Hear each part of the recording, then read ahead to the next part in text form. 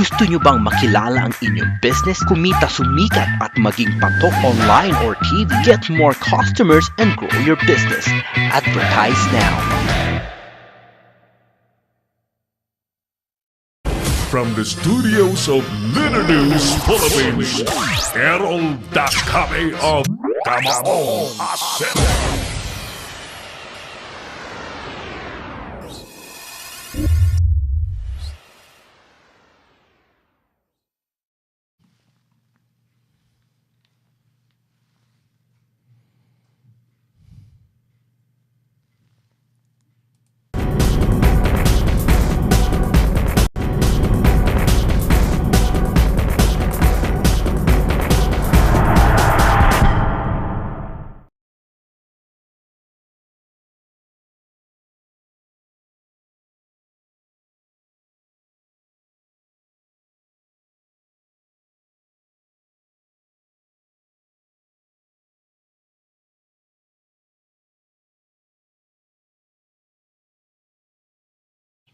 Okay po, tulad ng sinabi ko kanina, magsimula tayo paggawa ng ultimate solution dyan through census sa lahat ng parte ng bansa, sa lahat ng kasuluk-sulukan, magmula sa mga barangay hanggang sa lahat ng mga opisina, lahat ng mga eskwelahan, lahat ng mga simbahan, lahat ng mga departments and bureaus, commissions, authorities, and administration sa loob mismo ng mga opisina ng gobyerno.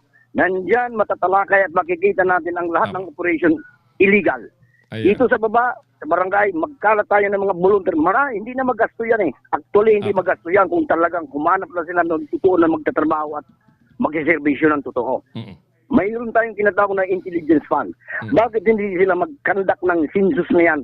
Actual yan, parang sinusuyo dyan. Kung ikaw ay ihambing natin ito sa net at panghuli ng isda, ang gagamitin natin ay parang net yan eh. So, mayroon din tayo tinatawag na taga-tamba dyan eh. Ha? So, ang procedure niyan, wala makakatakas niyan. So, parang ang gagamot natin, daladaanin natin sa paghihilot ng lalagyan mo ng langis. Ha? Magsisimula yan sa binti, hanggang sa kamay, hanggang sa baa, hanggang sa ulo. Wala dyan makakatakas, ubos, pati mga kuto. Ay, opo. Ha? So, Ubos yan. kailangan natin ng panibagong ahensya. May PIDEA na po tayo. Meron po ng PNP Anti-Narcotics. Ano po ba bang kailangan? Ang PIDEA, may blimis na yan. May mga dumi na yan eh. Ayun. Kasi ang original grupo niyan ay may mga dumi na yan. Sila man, sa subject din natin, under investigation yan sila yatin.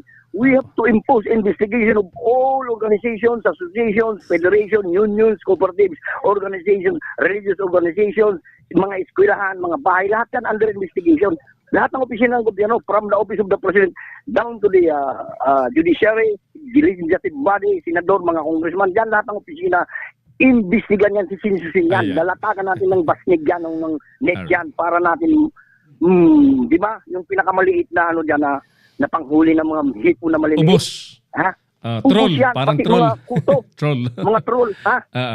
Wala, Alright. napakasimple na sunod yan, hindi magastos yan. Kung Very well alam said. lang yung nagagawin. Ayan. Napakasimple gawin yan eh. Very well said. Napakasimple gawin yan. Apo.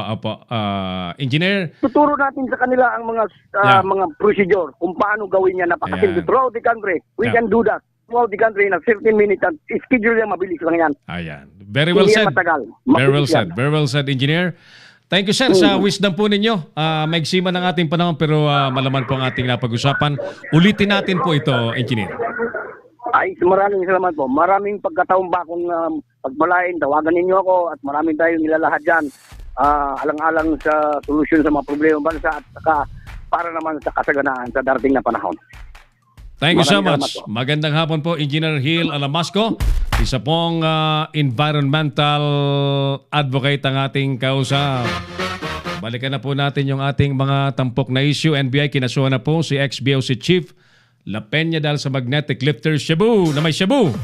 BI Detention Facility sa Taguig, hinalughog, mga kontrabando na samsam.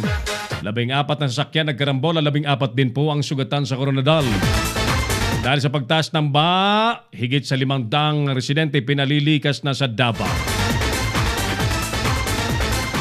At yan po ang ating mga tinampok sa araw pong ito ng... anong araw ngayon? Thursday. Ayan. Pwede na tayo. Kung tayo naman po ang sasagot sa ating tinatanong, dapat ba, paano ba? Ano ba dapat, ano? Alam niyo po talagang it all depends on the leadership. And patakaran na matapang, kung ang death penalty po ay makatutulong, ibalik po natin ang death penalty sa mga sangkot sa drugs. Bitay sa mga sangkot sa drugs. At ang drugs pong nakukumpiska ay dapat madispose po kaagad-agad nang hindi na po bumabalik sa merkado. Ayan. Sa ngalan po ng ating mga kasama, buong pwersa po ng Leader News Philippines at ng Pinoy Extreme Channel.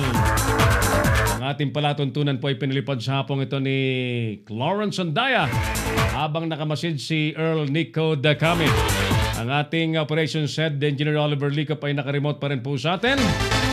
Ang ating creative director ay nakaremote din sa atin. We would like to say thank you. Maraming salamat.